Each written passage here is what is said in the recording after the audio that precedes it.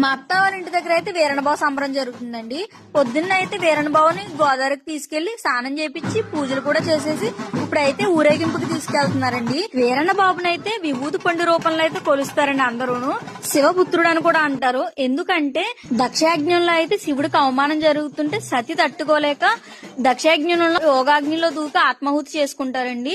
అప్పుడు శివుడు పట్టాలని కోపంతో రుద్ర తాండవం చేస్తూ ఉంటే తన జటాజూటం నుంచి ఒక్క పాయన అలా నేలలేసి కొడతారండి. అక్కడి నుంచి అయితే అచ్చరవ శరభ అంటూ వీరభద్రుడు అయితే ఉద్భవిస్తాడండి. వీరభద్రుడితో పాటు కోట్లాని వీరులు కూడా ఉద్భవిస్తారు.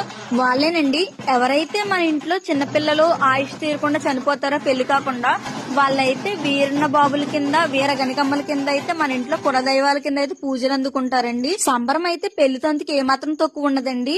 విఘ్నేశ్వర బియ్యం కట్టి పందిరాడు పాతడం కాడి నుంచి వచ్చిన వాళ్ళందరికీ భోజనం పెట్టి తాంబూలాలు ఇచ్చి పంపుతారండి.